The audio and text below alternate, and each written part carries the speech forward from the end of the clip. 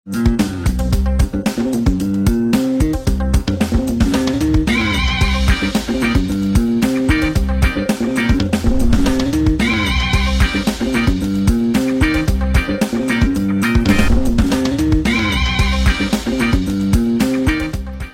ini disponsori oleh MyTrade, platform trading multi-aset global. MyTrade Group memiliki beberapa perusahaan yang telah teregulasi Badan Australian Securities and Investments Commission (ASIC) dan Badan Otoritas Moneter Kepulauan Cayman (CIMA). Tentang informasi lisensi ASIC dan CIMA, MyTrade kami telah membantu trader memeriksanya. Melalui platform MyTrade, anda dapat mengakses berbagai pasar kewangan internasional dan berdagang ratusan instrumen kewangan seperti Bitcoin, saham AS, emas, minyak WTI, indeks, komoditas, forex dan lain-lain. Proses deposit dan penarikan dana sangat cepat dan bisa dilakukan melalui berbagai cara umum. Bebas komisi trading, tersedia pilihan multiple leverage, 1 hingga 200. Bebas biaya penyimpanan untuk 1 kali leverage. Cocok untuk investasi jangka panjang. Klik tautan informasi video ini untuk membuka akun MyTrade melalui ponsel dan web MyTrade. Klik untuk segera memulai trading. Assalamualaikum warahmatullahi wabarakatuh. Oke, SC Lovers, berjumpa lagi dengan saya di Spesialis Candles. Salam satu saudara. Baik, pada video kali ini kita akan membahas step by step memulai trading. Karena banyak trader, khususnya trader pemula, yang tidak tahu apa bang yang harus kita lakukan pada saat mau membuka trading atau mau memulai trading. Nah, ikuti terus videonya hingga selesai dan semoga ini membantu dan bermanfaat. Stay tune.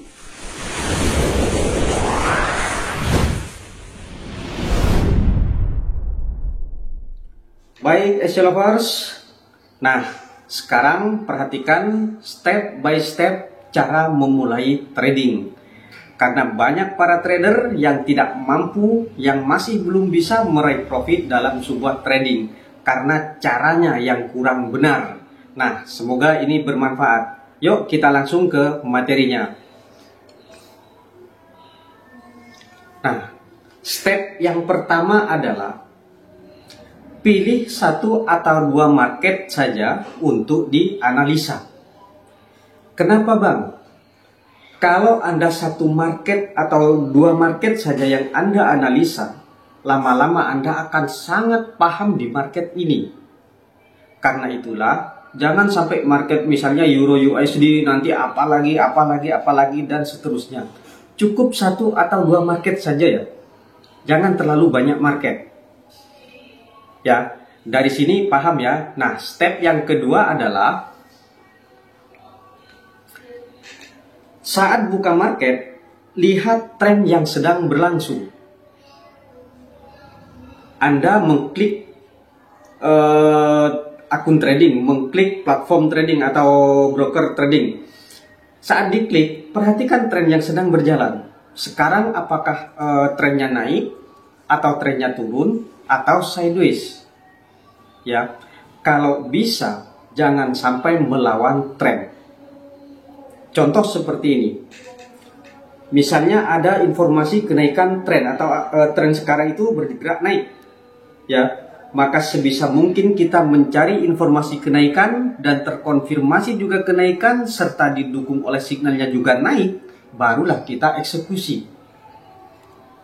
Begitupun sebaliknya, apabila tren itu bergerak turun, maka sebisa mungkin kita mencari informasi penurunan dan terkonfirmasi adanya penurunan serta didukung oleh signalnya juga turun, maka barulah kita pukul turun. Ya, kalau cara trading kita seperti ini namanya tidak melawan arus pasar. Ya, tidak melawan harga yang sedang bergerak. Oke, sekarang bagaimana step yang ketiga? Step yang ketiga adalah analisa di time frame yang lebih tinggi dan eksekusinya di time frame yang lebih rendah. Bang, apa sih bang maksudnya kok sampai disuruh analisa di time frame yang lebih tinggi dan eksekusinya di time frame yang lebih rendah. Ini apa kegunaannya? Nah, perhatikan. Kita lihat, misalnya kita mau trading scalping ya. Berarti kita analisanya paling tidak di time frame yang 5 menit. Paling kecilnya ya di 5 menit. Tapi kalau saya pribadi sering menganalisa di 1 jam. Nah, lalu kenapa saya suruh eksekusi di time frame yang 1 menit atau yang lebih rendah? Tujuannya seperti ini. Misal di time frame yang 1 jam kita sudah mengetahui bahwa akan ada informasi kenaikan harga. Ya, karena itulah kita garis sampai di mana kenaikan harga ini akan berlangsung. Ya, kita kasihlah garis pembatas. Nah, kemudian kalau kita beralih ke time frame yang 1 menit tadi, maka garis ini akan kelihatan jauh, jaraknya terlalu jauh dari candle yang sedang berjalan. Nah, kita tahu nih bahwa di 1 jam sekarang ada informasi kenaikan harga. Ya, lalu kita lihat di 1 menit. Bagaimana dengan di 1 menit? Nah, pada saat abang buka di 1 menit, belum tentu di 1 menit juga kenaikan harga. Bisa jadi dia masih turun. Ya. Nah, lalu bagaimana solusinya? Kalau di 1 jamnya informasinya naik, kemudian di 1 menitnya masih turun, abang tunggu dulu hingga di 1 menit ini ada informasi kenaikan harga. Sehingga abang sama open perdagangannya dengan informasi yang di 1 jam. Ya, karena apa? Sekalipun di 1 menit masih turun dulu, nanti dalam jangka 1 jam dia juga akan naik. Karena itulah, biar Anda tidak jantungan, kalau di 1 jamnya naik, tunggu sampai di 1 menitnya itu juga ada kenaikan harga. Barulah kita pukul. Ya. Nah, sekarang perhatikan step yang berikutnya. Nah, gunakan garis horizontal untuk menemukan harga barunya atau permulaan transaksinya. Nah, untuk kita mampu membaca price action, kita harus mampu menentukan track 0. Ini orang yang banyak kesusahan menentukan harga awal atau harga barunya di mana. Ya, kalau kita sudah mampu menentukan harga awal, analisa kita enak. Ya. Nanti dibilangnya kalau saya profit, wah Bang Herman nih akun fake nih. Terus profit nih. Ini akun bohongan. Ya, terserah abang mau bilang ini akun fake atau akun apa, tapi yang pasti saya mengatakan ini benar-benar real, bukan akun fake. Ya. Nah, bagaimana cara menentukan garis horizontal ini atau untuk mengetahui track nolnya sehingga kita mampu nantinya menganalisa? Perhatikan tren. Tren yang sedang berlangsung sekarang misalnya uptrend. Maka kita akan menarik garis di area resisten. Ya, di mana harga itu bergerak. Tarik di area resistennya. Nah, resistennya mengikuti yang mana, Bang? Bagaimana kalau ada resistennya ada yang gap? Misalnya merahnya di atas, hijaunya di bawah dikit. Gap. Nah, ikuti open price dari harga tersebut. Ya, karena yang akan dikejar selalu adalah open price-nya. Ya. Nah, lalu bagaimana ketika tren itu bergerak turun? Kita tarik garis horizontalnya di area support. Pas di open price-nya, bukan close price-nya ya. Nah, jadi kalau kita mau bisa menarik garis, abang harus sering-sering latihan melihat tren di mana harga itu bergerak. Karena apa? Kemana misinya? Harga itu akan selalu stabil di misinya. Kalau kenaikan harga, maka misinya adalah resisten. Maka sesampainya di resisten, dia harus sideways dulu atau negosiasi dulu untuk menentukan arahnya kembali. Apakah akan menjadi uptrend atau akan menjadi downtrend. Karena itulah pada saat uptrend bergerak naik, saya suruh tarik garis di area resisten di mana harga itu bergerak. Ya. Nah, kemudian yang kelima, Nah, ini nih yang penting.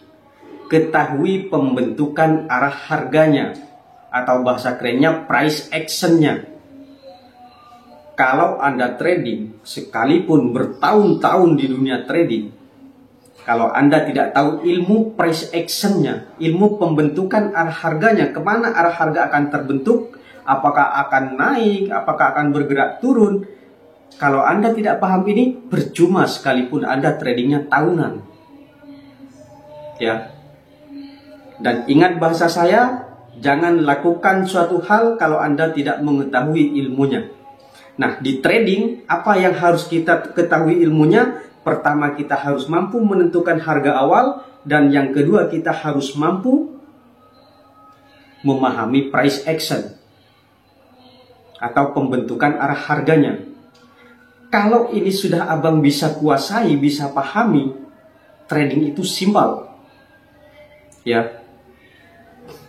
Nah, mungkin ini bisa ya. Sekarang yang keenam, perhatikan yang keenam. Step yang keenam adalah lakukan open perdagangan dengan lot kecil. Ya, atau sesuai modal trading Anda lah.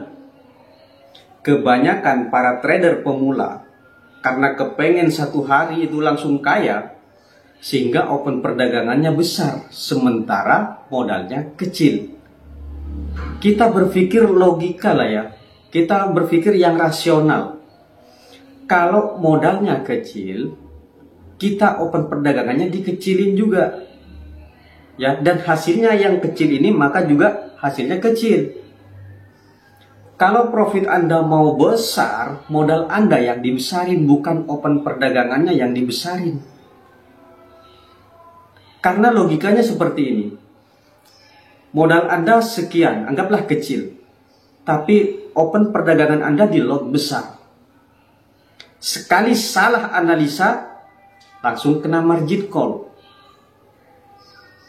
Ya, jadi inilah prinsip-prinsip yang trader lakukan, yang banyak loss itu. Modalnya kecil, open perdagangannya besar. Yang kedua, pada saat profit, dia biasanya ditahan. Pada saat loss, segera di close, segera ditutup. Ini terbalik ya. Seharusnya pada saat profit, di close. Pada saat loss, ditahan. Ya, pada saat sudah minus, ditahan. Kalau memang benar arahnya, malah kita kompensasi di bawah atau kita entry lagi di bawah. Seperti itu. Oke, sekarang step yang ke-7. Nah, segera tutup jika Anda sudah untung. Banyak di antara trader kita, kalau sudah untung, belum ditutup. Kenapa belum ditutup? Mau lebih banyak lagi bang, dapatnya bang. Saya menunggu candle ini melambung dulu, sehingga hasilnya lumayan berapa pip. Tidak seperti ini cara kita trading. Saya sering mengatakan di YouTube, ingatlah selalu, trader profesional itu bukan berbicara seberapa besar dia mendapat keuntungan, tetapi seberapa sering dia mendapat keuntungan. Dan inilah yang kita kumpulkan. Yang sedikit-sedikit ini kita kumpulkan hingga menjadi banyak. Karena itulah, jangan menunggu candle itu melambung tinggi, baru kita close. Caranya cukup simple. Saat kita profit $1, $2, segera di close.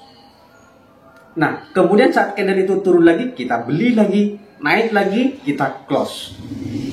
Ya, kalau cara Anda seperti ini, mengikuti apa yang saya sampaikan, insya Allah Anda sudah aman trading. Ya, karena cara inilah yang saya lakukan. Cara seperti inilah yang sering saya kerjakan di rumah untuk bertrading. Ya, jadi saya berbagi ilmu buat abang-abang sekalian, karena saya sayang sama abang-abang semua, karena saya kasihan sama para trader semua. Agar kita mampu meraih profit. Apakah bisa bang sukses dari trading? Bisa. Ya, kenapa bang yakin bisa? Saya buktinya. Saya orang yang paling nggak punya bang. Ya, saya terlahir dari keluarga yang miskin. Tapi alhamdulillah dengan hadirnya trading, dulu saya masih di Olimtrade, pindah ke binomo karena sekarang dianggap judi. Sekarang saya berhenti total dari binary option, ganti ke forex, saham dan kripto. Ya, insya Allah abang bisa profit. Kalau saya bisa, kenapa abang kok tidak bisa? Ini mindset seperti ini yang harus kita taruh di dalam hati kita. Kalau orang lain bisa, kenapa kita kok tidak bisa? Bagaimana caranya untuk bisa agar sama seperti orang yang sudah bisa? Ya kita harus belajar kepada orang yang sudah bisa. Ya. Nah, step yang ke-8, mungkin ini step yang terakhir. Ya, tentukan target profit trading Anda. Maksimal 10% dari modal kita. Ini versi SC, versi saya. Seorang trader harus disiplin. Mayoritas orang yang sukses, cerdas, disiplin, dan berpikir secara logika. Misalnya, kita menargetkan profit harian kita 10% dari modal trading. Lalu ketika sampai 10%, sampai ke target ini, kita berhenti, kita tutup laptop, kita bawa jalan-jalan. Ya, kalau trading kita diakhiri dengan profit, hati kita senang. Tetapi kalau trading kita diakhiri dengan loss, makan sudah nggak enak, keringetan, nggak enak tidur, nafsu memuncak, istri sedikit lewat langsung dibentak. Padahal istri nggak ngapa-ngapain, baru lewat saja. Inilah efek jika Anda loss. Karena itulah Anda jangan tamak, jangan serakah. Ya, sudah mencapai profit harian kita, target 10% sudah mencapai, kita close, kita berhenti. Ya. Oke, lalu step apa yang terakhir? Inilah step yang terakhir. Step yang ke-9 adalah, nah ini, belajar disiplin dan jangan tamak, syukuri berapapun hasilnya. Ingat ya, kalau kita sudah mencapai target profit yang 10%, misalnya 10% dari 5 juta berarti 500 kan ya. Oh, dapat 500 sudah tercapai, mau 700 nih. Nanggung karena masih oke, masih profit. Akhirnya trading lagi, udah dapat 700 nih. Sudah dapat 700, wah nanggung nih. Kita pasin aja ya 1 juta ya. Nah, trading lagi. Akhirnya apa? Yang profit malah hilang. Profitnya hilang, malah ngambil lagi ke modal kita. Ini karena apa? Karena abang itu tamak, serakah, kepengen satu hari langsung boom, langsung jadi miliarder. Buat apa sih bang terlalu kaya itu, buat apa? Ya, terlalu banyak harta itu juga buat apa? Intinya kita trading mencari keuntungan untuk hidup kita. Ya, ini sudah nyaman, kita cari 500.000 satu hari, 200 hingga 500.000 satu hari. Makan cukup, istri cukup, semuanya cukup memenuhi kebutuhan keluarga kita. Sudah mantap jiwa kehidupan. Ya, nggak usah terlalu muluk-muluk. Mau jadi sultan, mau punya pesawat pribadi. Terus setelah itu mau ngapain? Logikanya kan seperti itu. Jadi hanya kita ya, dipersulit sama diri kita sendiri ya. Kepengen beli pesawat misalnya. Udah punya pesawat, biasa saja. Ya kan? Kepengen beli mobil sport. Sudah punya mobil sport, biasa-biasa saja. Ya. Jadi mari kita belajar menjadi trader yang profesional, belajar menjadi trader yang handal, jangan menjadi trader yang abal-abal. Dan satu lagi pesan saya, jangan pernah ikut afiliator. Jadilah trader mandiri. Apa yang kita banggakan kalau ikut afiliator? Ya, kita sendiri harus mampu trading. Jangan ketergantungan dengan orang lain. Dan insya Allah di channel ini, di Spesialis Candles, akan selalu mengedukasi bagaimana cara-cara trading yang sehat, yang tentunya yang sudah saya kuasai. dan ini akan saya bagikan di YouTube. Oke, mungkin cuma ini dari saya, kurang dan lebihnya saya mohon maaf. Wassalamualaikum warahmatullahi wabarakatuh.